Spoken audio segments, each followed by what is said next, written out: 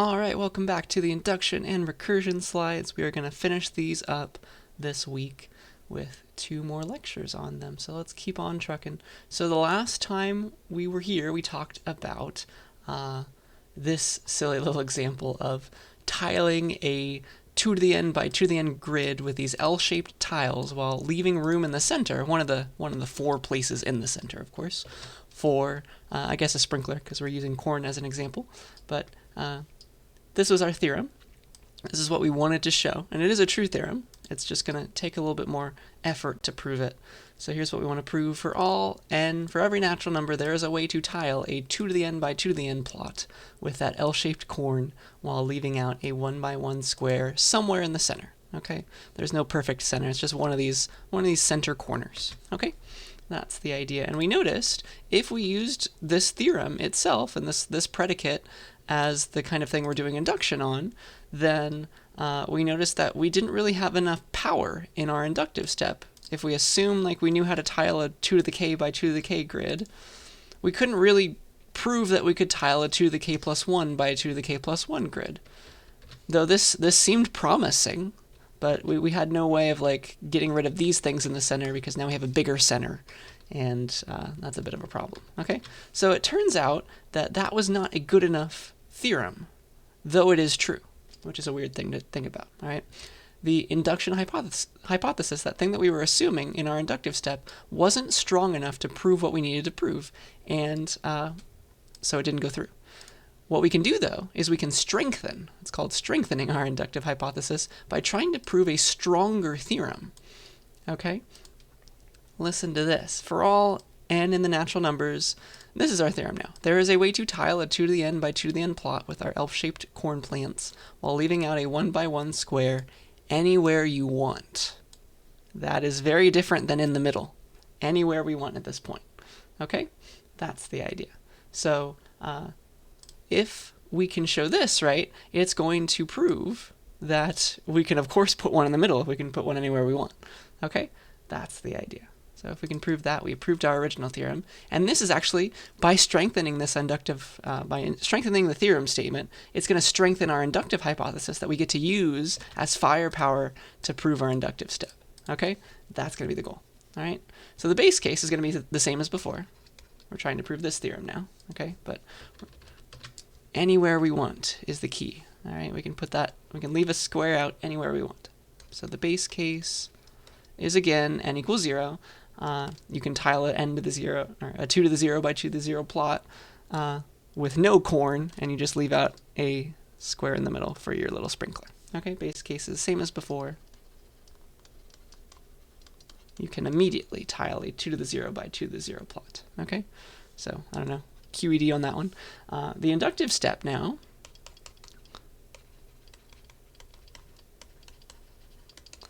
is going to look a little different. Again, you're going to assume, right? Assume that you have p to the k true, right? Which is saying that you can tile a 2 to the k by 2 to the k plot, but not with something left out in the middle, but with something left out anywhere you want. With one square left out anywhere you want. And then what you need to show inside of this inductive step, so you get to assume that, and you're trying to prove p of k plus 1, right? You need to show p of k plus 1, which is that you can tile a 2 to the k plus 1 by 2 to the k plus 1 plot. Okay? And that's the idea. And so now, we're going to do this again, and it's going to work. Watch. It's a fun little graphical proof. All right? So, again, assume that we know how, right? We get to assume that we know how to tile any 2 to the k by 2 to the k plot, leaving out a square anywhere we like. Watch this. So again, I can make 4, put them next to each other. 4 2 to the k by 2 to the k plots. I can put them next to each other. So this is a 2 to the k plot, this is a 2 to the k plot, here's another one. And so in total, we have another 2 to the k plus 1 by 2 to the k plus 1 plot. Right? And now, in our inductive hypothesis, we get to say that we can leave out a square in the center of any of these 4, because they're all 2 to the k by 2 to the k plots. And we're assuming that we can tile a 2 to the k by 2 to the k plot, leaving out a square anywhere we want. Look what I'll do. Like, you can say, I want to leave out a square here. I want to leave out a square here. And what we're trying to show, right, is that we can tile this entire thing, leaving out a square anywhere we want. All right? So watch this. So let's say, without loss of generality, you remember that word? Without loss of generality, because you can just rotate this thing, I'll show you in a second. Without loss of generality, leave out a square in the upper left subplot. Let's say that that's what we're trying to do. We're trying to leave out, let's say we want to leave out a square, because we're supposed to be able to do it anywhere, right? Let's say that we want to leave it out in the upper left plot. Upper left. Let's say like we want to leave out this square or something, but one of them in here. Obviously, if it wasn't this one, if you wanted to leave out this square, just rotate your plot until it's in the upper left, right? Without loss of generality, this is fine. Okay. Now, right? This is a 2 to the k by 2 to the k plot. We know how to do that. We know how to leave out one of its squares with the inductive hypothesis. We can do this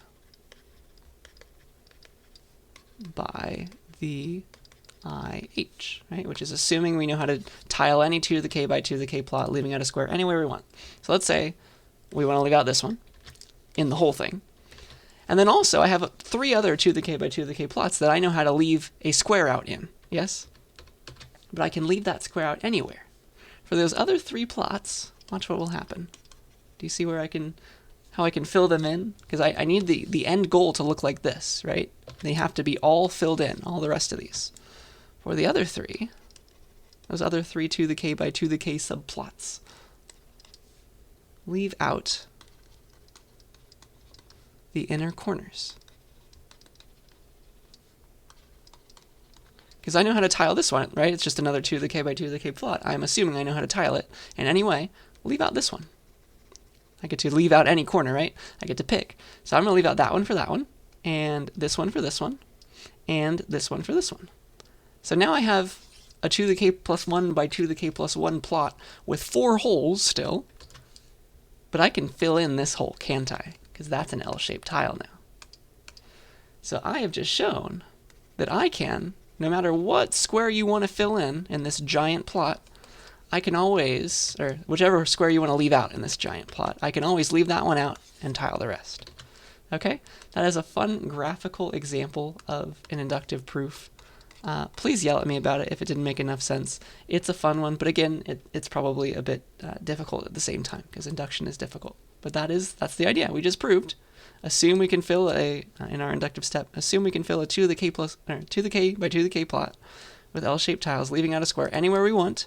We can use that power to show that we can fill in a larger 2 to the k plus 1 by 2 to the k plus 1 plot with L-shaped tiles, leaving out another square anywhere we want. Like, for example, there. That's the idea. Isn't that beautiful? So that is a fun proof, and I have more examples for you now. Okay? This one is for you to try. So I would like you to prove by induction that this is true. Let me show you the induction rules again, though. Excuse me. Let's see here.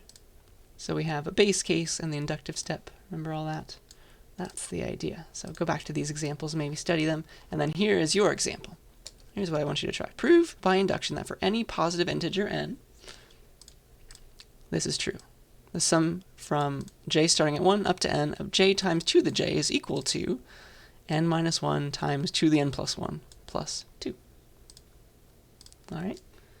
So give that a try. See if you can do it. So first of all, what is your predicate? Right? Because we're proving for all n, given some starting place, p of n is true. What is p of n? Well, I think this is p of n, right? This whole thing. It's involving n. You can plug in any number if you say that n's a variable. So that part is p of n. Okay? Does that make sense? And then what is your base case? The base case is going to be the smallest thing that we want to prove. And so we want to prove that it's true when, like the smallest number, right, would be from 1 to 1, and could be from 1 to 1. That would make sense. So I think the base case is not going to be n equals 0, but n equals 1. All right. And so now we're trying to prove p of 1 is true. That's our base case to start us off. So we just prove that manually. So we need to prove that the sum from j equals 1 to 1 of j times 2 to the j is equal to this thing. which is, I don't know, 1 minus 1 times 2 to the n plus 1, 2 to the 1 plus 1, so 2 squared plus 2. And of course, this goes to 0. E goes to 0. And so we just have 2 left over on the right. And then on the left, we have, well, there's only one term. It's when j is 1, it's 1 times 2 to the 1. And that is 2. So the base case works out. Now the inductive step is the harder one. You get to assume p of k and prove that p of k plus 1 is true. And then the base case starts you off. You've got everything. All right. Okay, inductive step time. So you get to assume you're trying to prove this. P of k implies p of k plus 1. And so we're going to assume that p of k is true and use that to prove p of k plus 1 is true. That is our, that's our plan. It's a direct proof at this point. So assume what? Assume our predicate's true when n is k. So the sum of from j equals 1 to k, and now I just replace n. I guess this stays j times 2 to the j. That's equal to, we have, what? Not n equals 1, because n is now k. It's p of k, right? So k minus 1 times 2 to the k plus 1. To assume this is true, and then plus a 2 at the end. So this is what we're this is what we're assuming, and what we need to show is the same thing, but p of k plus 1. We get to use p of k to prove p of k plus 1, and so let's just replace n with k plus 1 this time. So to show j equals 1, k plus 1, j times 2 to the j equals, hopefully this is what you got. So you're plugging in k plus 1 here, right? K plus 1 minus 1. And I'll just get rid of the parentheses. K plus 1 minus 1 times 2 to the k plus 1 plus 1, because it was this, right? N plus 1, but n is k. K plus 1, or sorry, n is k plus 1. K plus 1 plus 1 now, plus 2. So that's what we're trying to show. And we can simplify this a little bit. We can be like, all right, this is just k, this is k plus 2. All of those things kind of work out. And so let's work on this. First of all, I can extract, right? I can extract the last term and make this look a whole lot like this one, can't I? So I can extract this. I could say that this is equal to, well, it's just the smaller one, j equals 1 to k of j times 2 to the j, plus the very last term, the k plus 1th term, right? And that's the only thing left over after I factor out everything else. So let's just extract the k plus 1th term when j is k plus 1. So k plus 1 times 2 to the k plus 1. And that's supposed to be equal to, well, I can replace this now with the right side, because that's what I'm assuming. I'm assuming that equality holds. So this is going to become k minus 1 times 2 to the k plus 1 plus 2, and then I still have this thing, plus k plus 1, k plus 1 times 2 to the k plus 1. And now I have some like terms, right? I have 2 to the k plus 1 here, and 2 to the k plus 1 here. I can add them together, right? I have k minus 1 of them over here, and k plus 1 of them over here. And so if you just add that together, that's what? 2k, I think? Yeah. The ones cancel each other. And it's just 2k. 2k times 2 to the k plus 1. And then I still have this 2 left over. Plus 2. And let's see here. That is going to be equal to something close to this. What do I want, right? I want something very close to this idea of k times 2 to the k plus 2 plus 2. It's very close, right? I have 2k times 2 to the k plus 1, though. What can I do, though? If there is a 2 here, right? 2 times a power of 2, like if I have 2 times 2 to the cubed, it's really 2 to the 4th, right? So if I bring this 2 up into here, it's k plus 2 now, isn't it? So this is k times 2 to the k plus 2 plus 2. And that is exactly what I needed to show, that this left side, right, this thing, was equal to this thing. That is equal to k times k plus 2, k times 2 to the k plus 2 plus 2. So many simples. And that is exactly what we needed to show. So now the base case started us off, and our inductive step shows that you can always get the next thing, the next thing. This proves that P of n is true for every n. For every n, this closed form holds. All right? Hopefully that made sense. Please yell at me if you didn't get it. That is induction, and a good example of it. All right, I have another example for you to try now. Prove that for any n, any positive n, so your base case is going to be 1, right? 7 evenly divides 9 to the n minus 2 to the n. All right? So again, let's set it up. What's our p? This is our predicate, p of n.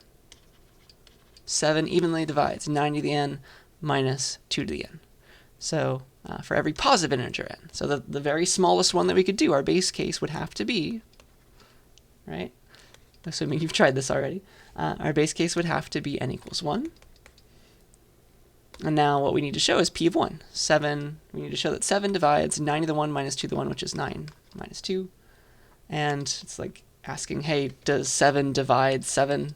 Yeah, of course it does. 7 equals 7 times 1. Goes in pretty nicely, right? So that check mark on the base case, that's our base case proven. And then what's our inductive step, right? It's p of k implies p of k plus 1.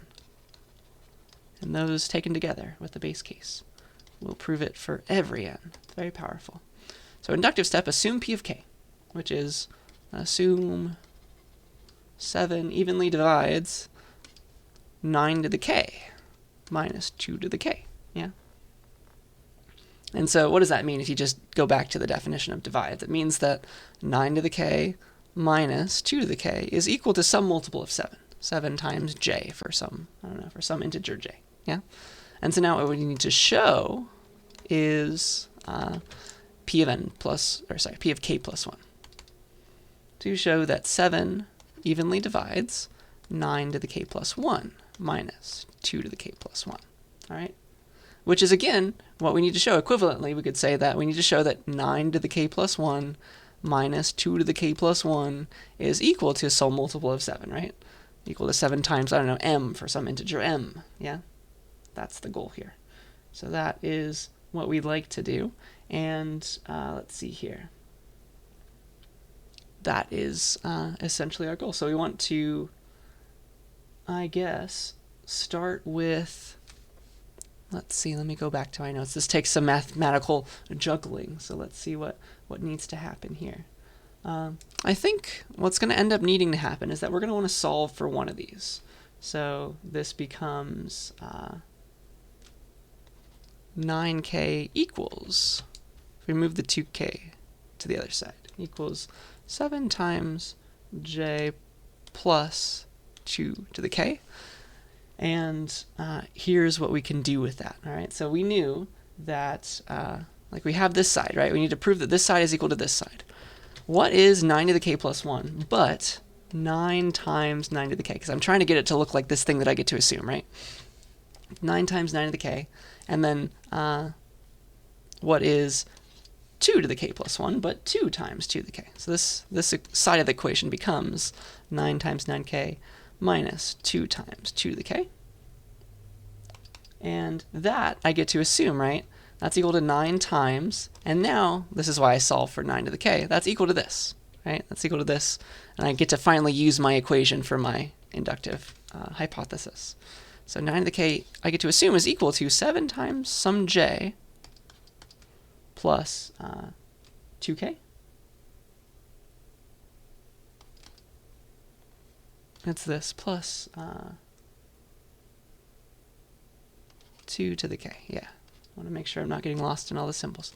And then I still have it minus 2 times 2 to the k. Minus 2 times 2 to the k. And now we can expand this. This is equal to 9 times 7 times j plus 9 times 2 to the k. Again, minus 2 times 2 to the k. Now if I get these like terms together, this is, all right, how many 2 to the k's? I have 9 over here and negative 2 over here, so 7 2 to the k's. And then I still have the plus the 9 times 7 times j. I could do the math if I wanted to, I guess. But what do I have now? I have a multiple. Yes, I have a multiple of 7 here, because I have a 7 on this side, 7 in this term, 7 in that term. So here's something in terms of 7, here's something in terms of 7, and I'm trying to get this side to look like 7 times something. And I just did, right? This is equal to 7 times the 2 to the k part plus the 9 times j part. You see that? And this is now, this is an integer, of course, and this, we were trying to find some integer such that 7 times that is equal to this thing. And that's what we started with. And so finally, we have found something that could be that m that we're searching for. Okay, so let m be this. And that is what you needed to show that 7 cleanly divides 9 to the k plus 1 minus 2 to the k plus 1. All right, QED. So a little bit of mathematical trickery, but the goal is always to use your inductive hypothesis, this equation, somewhere in this equation. And that's what we needed to do. The secret was to solve for one of the sides, like the 9k or the 2k. All right, so hopefully that's making a little bit of sense. Let's keep on trucking with some more ideas. The next one is called strong induction. All right, strong induction is just induction all over again. You can prove that strong induction is true using regular induction, but it is going to look more powerful. All right, it's where the inductive step has more power.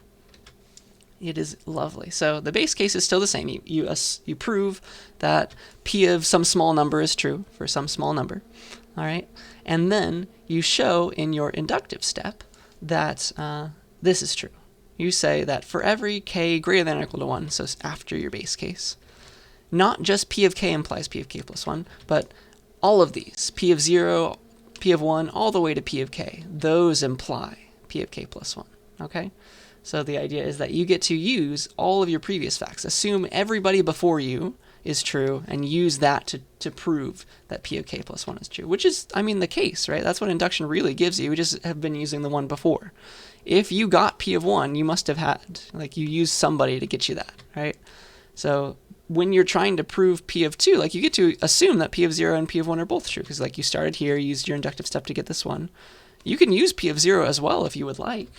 So the idea is to assume that p of all the way up to p of k is true, right? P of 0, p of 1, and use all of those as your firepower to prove p of k plus 1.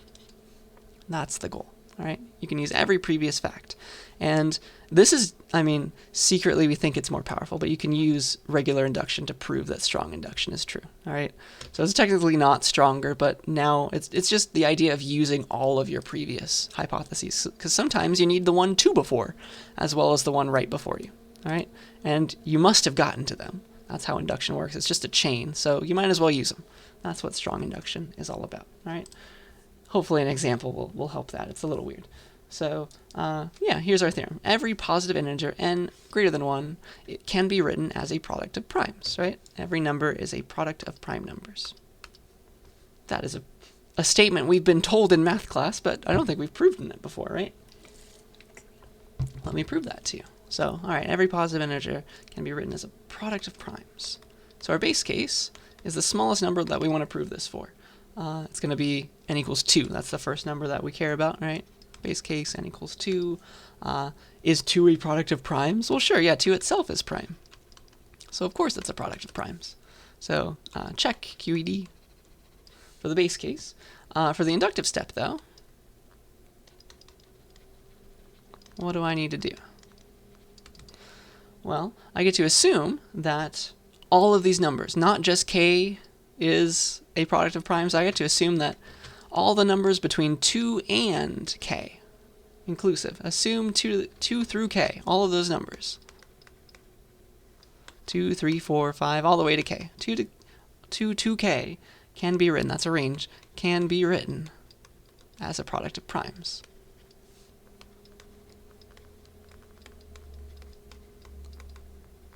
And we're going to use this idea, because we might need previous ideas. We need to know that 2 and 3 and 4 are all products of primes, not just k, right? Because k plus 1 is probably not built up using k, most likely. So what we need to show is that k plus 1, this number, whatever it is, can be written as a product of primes. Written as a product of primes. Okay, so you might think that we're stuck. Like, how can we use k plus 1 and involve these previous numbers? But the secret is, well, what is, you can think about, you have two options when you make this number, whatever it is. It's some number greater than 1. Well, it's either prime or it's not prime, right? It's either prime or composite. So you have two cases. Case 1, if k plus 1 is prime,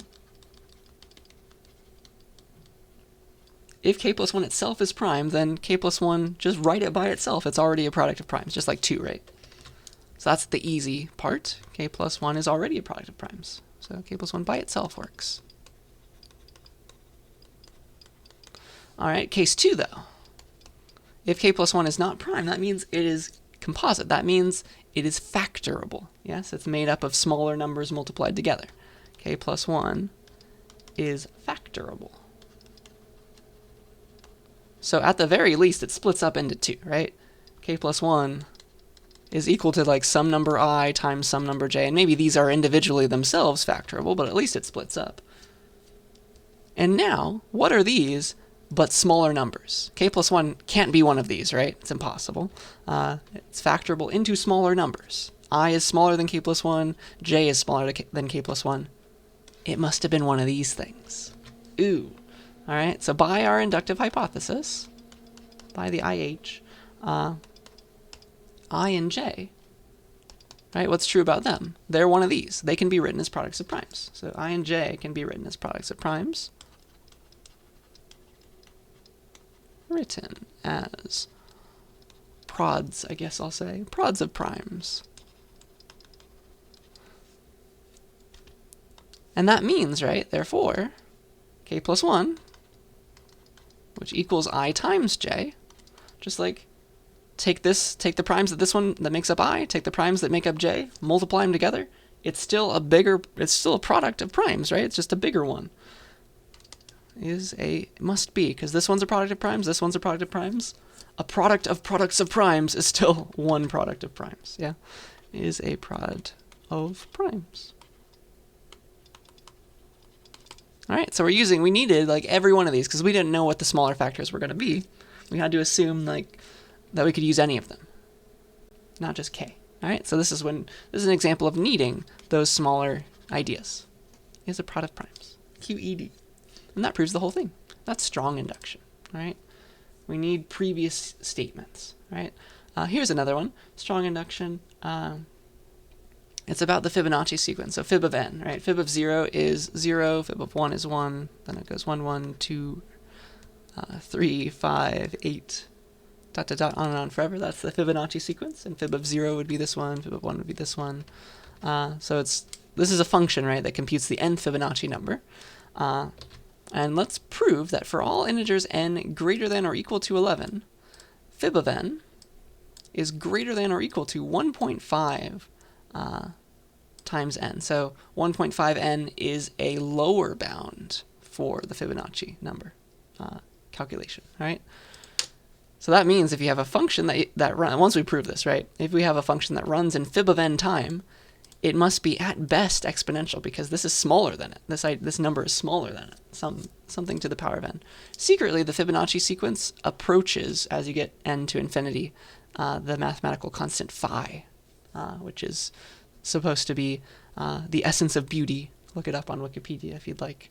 It's in like ferns and other nature things.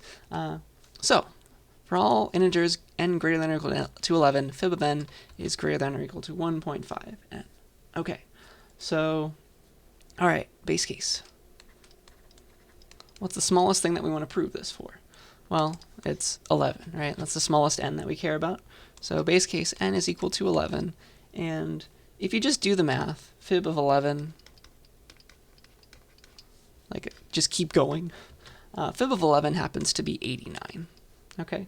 And that is going to be, we're trying to prove that that's greater than or equal to 1.5 to the 11th power, and that is also true. So, oops. Just quickly in Python, we have 1.5 to the 11th. That is 86.5-ish. And so yeah, it's greater. Cool, check. Base cases are easy. And now we have our inductive step.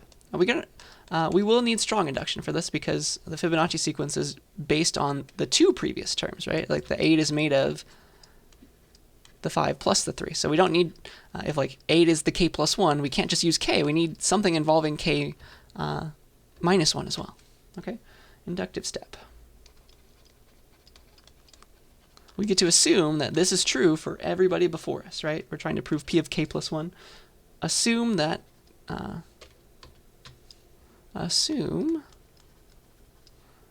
p of 11 is true, because that was our base case, right? P of 12 is true, p of 13 is true, all the way to whatever it takes, all the way to p of k. P of k is true. Okay? What we need to show is that p of k plus 1 is true, which is the idea, this is our p, right? The idea that fib of k plus 1 is greater than or equal to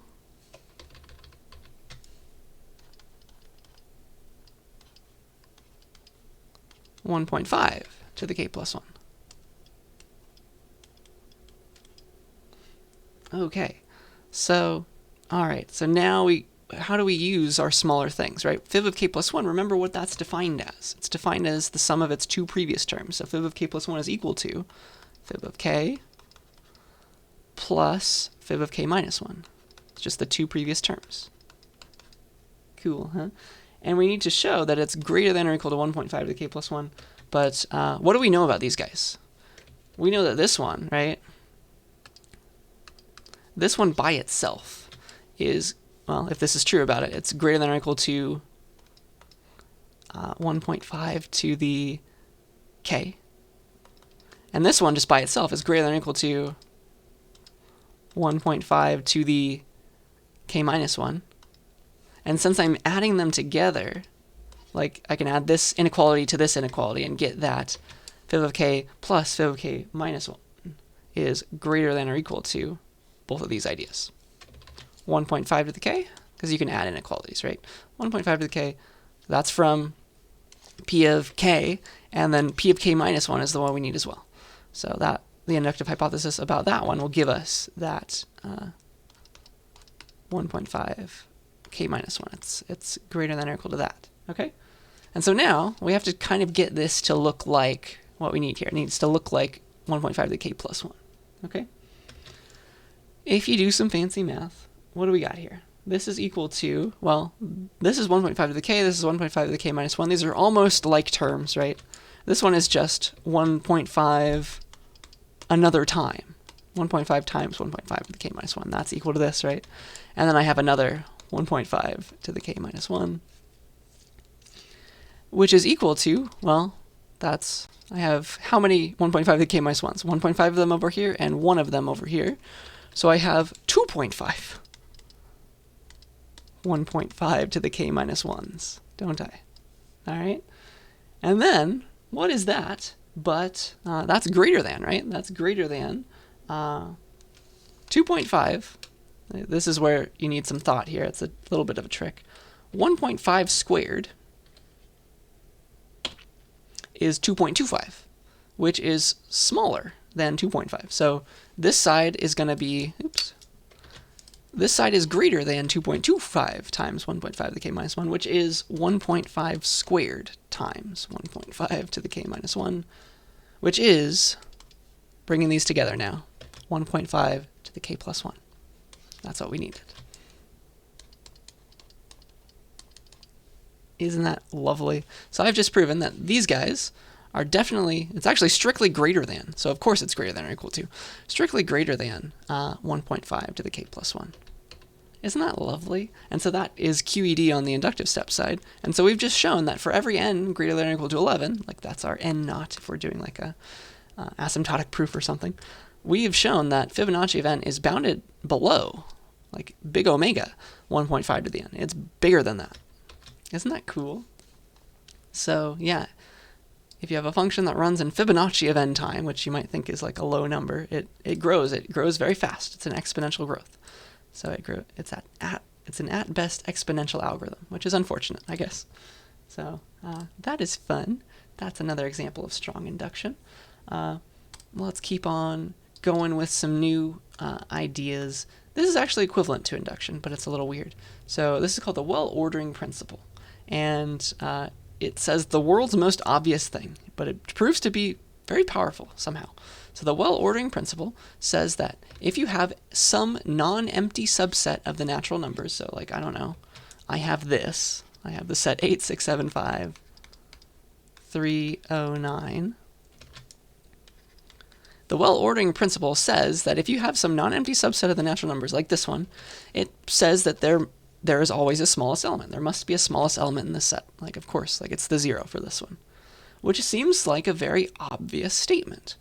But believe it or not, this is equivalent. Just the idea that any non-empty subset of the natural numbers having a smallest element, that is equivalent to induction in proving power, which is weird. So it's like well-ordering if and only if induction is true. So let's prove one way of this idea. Let's prove the from left to right. So let's prove that well-ordering implies the principle of mathematical induction. And we're going to prove it by, you could prove it by contradiction, if you would like. You get to assume, here's like the hand wavy proof of this. You assume that the well-ordering principle is true, and then the mathematical induction principle is false, because like you're trying to prove that if this one, then this one. So assume this one, try to prove this one. So assume it's false. You prove it by contradiction. So that is, if it's false, there must have been some p of n that is not true for n greater than or equal to 0. That's what it means for induction to not be working out. And then you'll use well-ordering to find the smallest n, such that not p of n is true, and you'll notice that it's impossible. But sadly, we don't have time in this class. I'm sure there are plenty of fun YouTube videos that could show you this proof.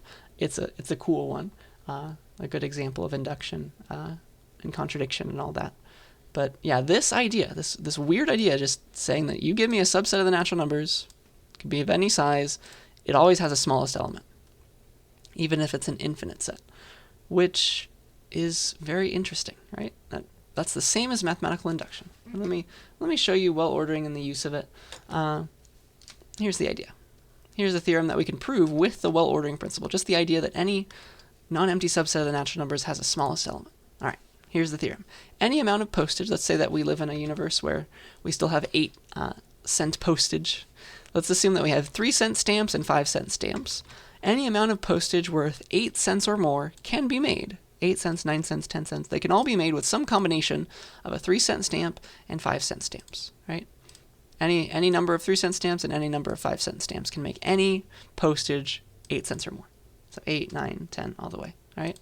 So, for example, like an 8-cent stamp can be made up of a 3-cent stamp and then a 5-cent stamp. That's the idea. So this is actually going to be a proof by contradiction. That's usually what well-ordering is going to lead you to, proofs by contradiction. We're going to prove this theorem by contradiction, which means that we're assuming that it's not true. Assuming that some amount of postage worth greater than 8 cents or more can't be made, right? So proof by contradiction. So we want to show, right? We're going to assume that this doesn't work, right? Assume that this doesn't work for at least one set of stamps, right? For at least one number greater than or equal to 8. And let's just list all of those out. So let's find, we're assuming that you can't do it for some of these. For some postage, you can't make it in terms of 3-cent and 5-cent stamps. So, all right, just list them all out. Make a set of them. Find all the cent values for which the statement doesn't hold. Because we're assuming that there are some, right? We're assuming that this is false. Assumes that we can't, there's some cent values, like, I don't know, 13 cents that you can't make in terms of 3-cent stamps and 5-cent stamps, for which the statement doesn't hold.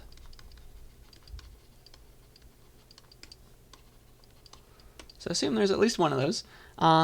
List them all out. List all the cents that you can't make in terms of 3-cent stamps and 5-cent stamps. And then we're going to use well-ordering, because we get to, we're going to use it, right? Use well-ordering to pick out the smallest one that didn't work. All right, call the smallest. Call the smallest amount. Oops. that didn't work, that you couldn't make in terms of 3-cent stamps and 5-cent stamps, call it A. All right. First of all, A must be greater than 10. We're going to need that fact. So these are like our base cases up here. But we're using well ordering, so it's kind of not the same. So you can always make 8-cent stamps in terms of 3 and 5. You can always make a 9-cent stamp in terms of 3-3-cent stamps, right? 3 cents, 3 cents, and then 3 cents. Or I'll just write, how about this? 3 times a 3-cent stamp. And then a 10-cent stamp can be made up of 2 5s, right? 2 5-cent stamps. So whichever one didn't work out, it must have been greater than 10, at least 11. All right.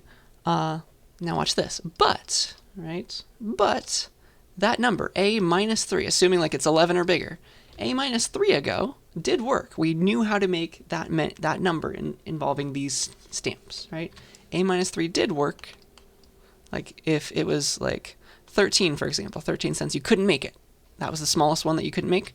Well, just look 3 cents ago to 10 cents, and like we knew how to do that one. And we also have a 3-cent stamp. See the problem there? That's where the contradiction goes and does its work. So A minus 3 did work. We could make that amount in terms of our stamps. And A minus 3 must have been greater than or equal to 8, given this idea. So just figure out what you did for A minus 3 ago and add a 3-cent stamp. Just add another 3-cent stamp. So you can kind of see how this is equivalent to induction. It's like find the smallest one that didn't work and like, well, given our base cases, like of course it must have worked. That's the idea. That's the well ordering principle. That's using it in a proof. All right. I do have a very fun example of the well ordering principle. This thing that I think I promised you once. Remember the division algorithm when we were learning about just number theory and stuff? We're going to prove that finally with the well ordering principle. So here it is. The division algorithm. Let n, or let me look at my time first. Doing all right. So let n be some number. Let n be an integer and d a positive integer. Like we're trying to divide n by d, right? There are, this is the division algorithm, this is the proof, this is what it's trying to show. There are integers, q and r. You can make a quotient and a remainder such that n is equal to q times d plus r, and r is within this range that a remainder should be within. Okay? Isn't that cool? So it's like, I don't know, I'm trying to divide 7 by 3, and the division algorithm tells me that I can. 7 is equal to some quotient, right? Times 3, it's equal to 6 plus 1, right? So it's equal to some quotient. This is my d, this is my n. 7 is equal to 2 times 3 plus 1, for example. That is what the division algorithm guarantees. I can always divide. I get a quotient and a remainder left out, and the remainder always is within this range, because otherwise if it was like bigger than d or equal to d, it could have gone in one more time. So an interesting concept. We've been using this in our proofs, right? So let me show you how to use the well ordering principle to prove that given any number like this, there's always a q and r such that this all holds, okay? And the idea is well ordering requires a set, right? A set of numbers, and something about it can show that there's a smallest element. All right, so here is, we need to make a set that we can find a smallest element in. All right, so here's the proof. It's going to involve making this set. Let's make a set called S that holds. Let's assume that like we have an n and d fixed, right? We're trying to show this last thing about n and d. So like we picked n being 7 and d being 3, for example. So here's the set that we're going to build. It's the set of n minus t times d, such that t is sitting somewhere in the whole numbers, so just the integers. T is in the integers, and so t is just some integer, and n minus t times d is greater than or equal to 0. We need that because we need natural numbers only, right, for the well ordering principle to work. So this is the set that we want to make. So for example, if n was 7 and d is 3, we're going to make this set in terms of it. Like try all of the t's such that this all works out. So like for example, if you pick t being 0, because 0 is, of course, an integer, n minus 0 times d is just our 7, right? If we're assuming that n is 7. N minus, like, t could be 1, because n minus 1 times d is 7 minus 3, which is 4. N minus 2 times d, if t was 2, that would make the number 1, right? But it can't be negative. This has to be greater than or equal to 0. So like if you did one more, like n minus 4 times d, that would be negative 1, right? Negative 3. That would go on and on forever. So we can't include those because we want them to be greater than or equal to 0. So like 1 is the smallest one that could be here. You could go farther though, like t could be negative 1. That's like, now it's n plus d. So now it's like 9. 9 is also in this set. So it goes on forever. It's an infinite set, but here are its elements. It's got a smallest one, and that's going to be the point. All right, find the smallest element. That's going to be our next thing. And well ordering lets us do that. We get to assume that well ordering works, right? It's a proof technique. Find the smallest element in S. Call it R, because that will be our remainder. 1 is our remainder, isn't it? All right. R. What's true about R? R must be less than D, right? We need to show that it's within the proper range. R must be less than D because, let me spell because correctly. Because if it wasn't, right? If R was like greater than or equal to D, then there must have been some smaller element, right? Because you could have subtracted another copy of D from this number R, and kept it greater than or equal to 0, couldn't you have? Because if R is greater than or equal to D, there could have been some other number that's still smaller, that's in S, that was greater than or equal to 0. There could have been a smaller element in S. And you're telling me this one's the smallest one, so it must be less than D. Cool. And just by the way we made this set, it must be greater than or equal to 0 as well. So we've just proven that R is within the proper range that we cared about. All right. Okay. And now call the t. Call the t that you used, right? Because you're using some t value to generate all the values in this set. Call the t that you used Q. The t for this R. Call it Q. And now, well, n minus, right, Q times D was equal to R. That's the whole point. Like this, R was this number. It was equal to n minus the special t times D, and we're calling that special t Q, and it gave us our R value. Now, that's our equation. We know that this is true about R. Solve for n. N was equal to Q times D plus R. You can always find these two things with R within this range. All we needed was the well ordering principle. Just find me the smallest element in this set. Suddenly, I have this idea. Isn't that beautiful? So that's a very strong proof technique. It's equivalent to induction. So technically there was a way to do this with induction too, because they're equivalent, but this way is easier to think about. That's another example of well ordering. And the whole point of us learning all these proof techniques is because eventually we're going to be trying to prove our programs correct, right? Program verification is one of our goals in this class because it's a computer science class. That's why it's not just a normal math class. This is in the computer science department, all right? So you can prove your programs correct with induction, with well ordering. And to get us there, let me talk about preconditions and postconditions, right? You can prove that a program is correct by showing that if a precondition is true before it starts, then the program will end after a finite number of steps. You need to show that it's going to eventually end. It's not an infinite loop. And also that a postcondition is true, all right? So a precondition is something that's true before the program, and a postcondition is something that's true after the program is done, okay? And you can also just split this up into individual statements. Like technically a single line could be a program. So it's like, you can have a precondition about something that's true before this line and something that's true after this line. And then you can look at this one. It's like, all right, the postcondition of the previous one becomes the precondition of this one, and then you can prove its postcondition. Now you can show that something's true about it. So here's a very silly and simple example, but it'll show you these ideas. All right, so compute sum is just supposed to return x plus y plus z, right? The sum of those three numbers.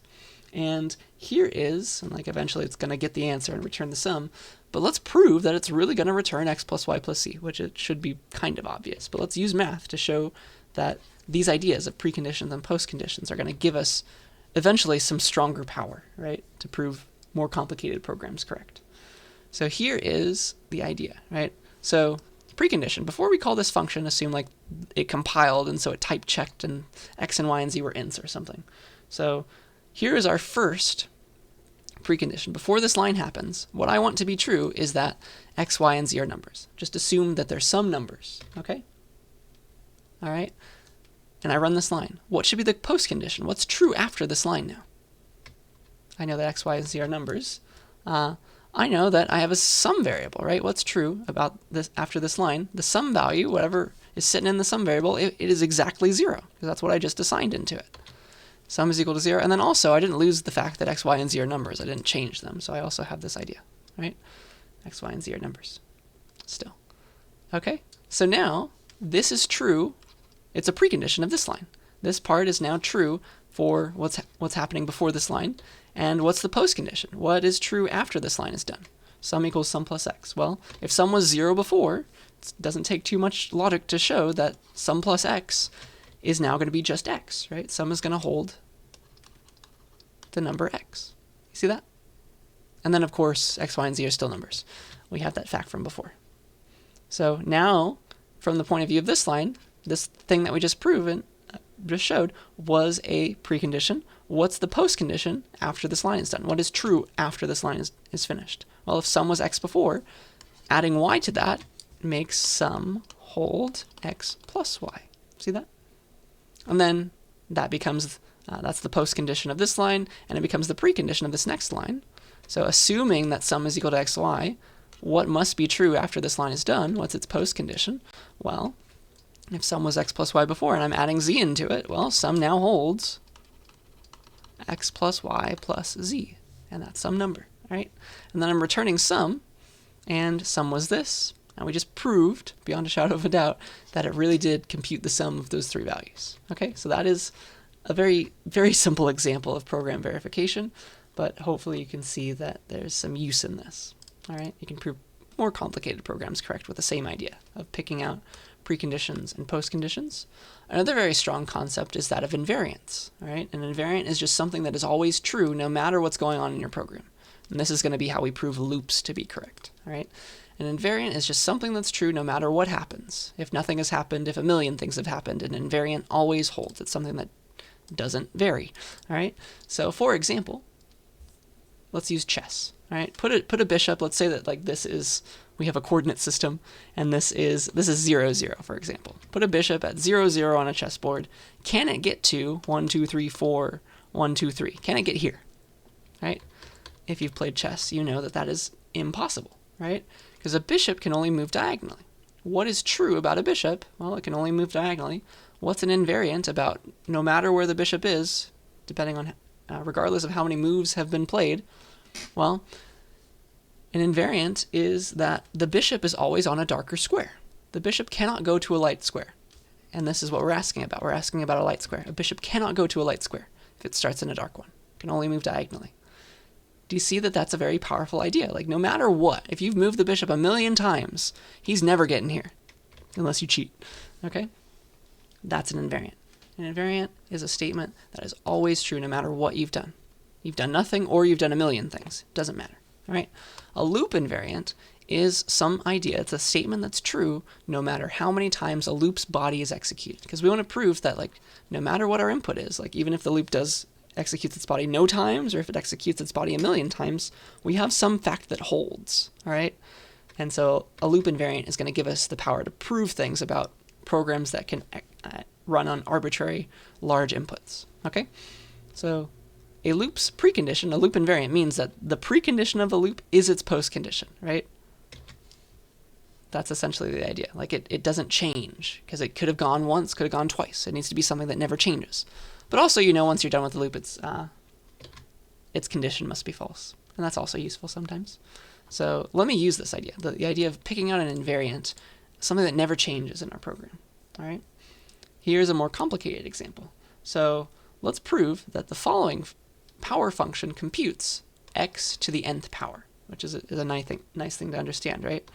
So let's just prove that it's going to work correctly the first time. Let me just walk you through it. So let's pretend that x is 2 and n is 3. Let's walk through how this is going to work. Let's walk through, because we have a j variable and a power variable. So power and j, and this is supposed to compute x to the nth power, so 2, 4, 8. It's supposed to end up with the number 8. So it starts out that j and power are 0 and 1, so 0, 1. And then while j is less than n, and yeah, it is right now, power is equal to power times x, so power becomes 1 times 2, and j gets to be j plus 1. All right? And so now, is j less than n still? Yeah, 1 is less than 3. So we're going to continue. Well, we're going to do power equals power times x, j equals j plus 1. So 4, 2.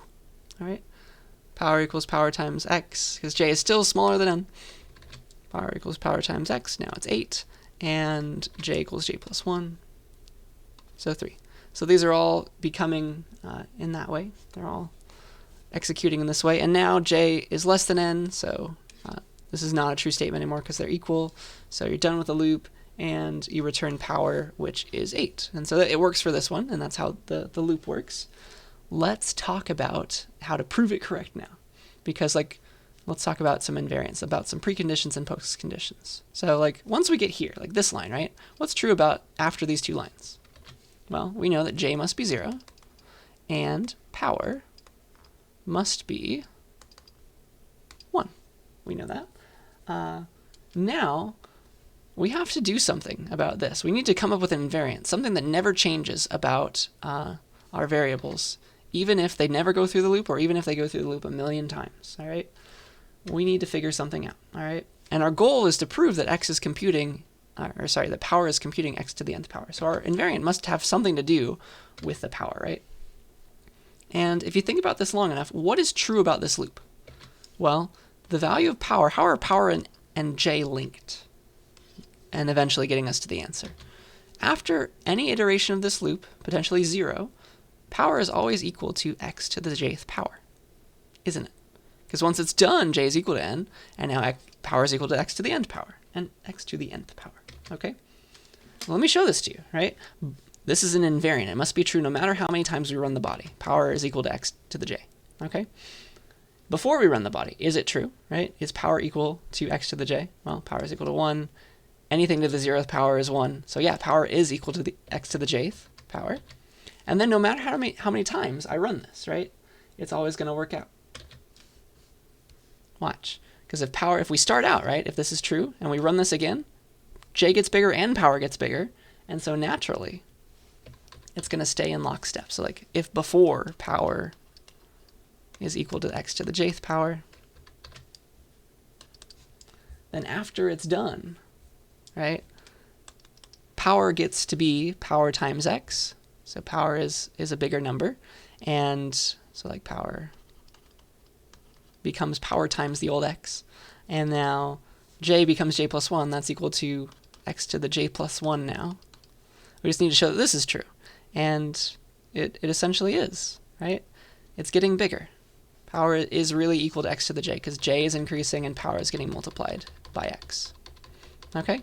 Hopefully that makes enough sense. It's hard to explain, but once you get it, I promise it works out. And I think this example is going to show you, before, right? These two lines, these are always in lockstep with each other.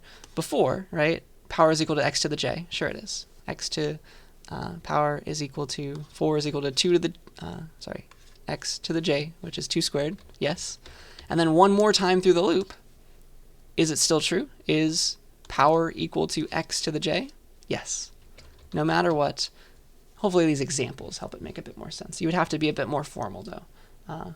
Okay, that is the goal. So power is equal to x to the j, because eventually power, after this line, it becomes x to the j plus 1, right? But then j becomes also j plus 1. And so that kind of shows you that these are always going to stay the same, because j is getting bigger and power is getting bigger. Okay, so that's that part of the loop. So now you know once the loop is finished, right? Once the loop is finished, j must be greater than or equal to n. Like the negation of this is true, right? J must be greater than or equal to n. But because j started at 0, its only option is to be exactly equal to n. J must be equal to n. You can prove that. And then also, the invariant still holds, because the invariant was about the loop no matter how many times you went through it, right? If j is now n, and I know that power is always going to stay equal to x to the j, and j is n, then we know whatever power is going to hold x to the n, right? We know that this is correct. Must be x to the j because of the invariant, which is equal to x to the n, because I know that j is equal to n after this loop is done, because what stops the loop is the condition becoming false. Isn't that beautiful? So that is this kind of thing that you're going to end up doing, maybe a bit more formally, but hopefully that was a nice enough example. That is the true power of program verification. Okay, so that is where I want to leave us today. We'll come back and do some more proofs involving recursion. That's what's going to lead to inductive proofs about programs. So that's where we're going. And so I will see you then.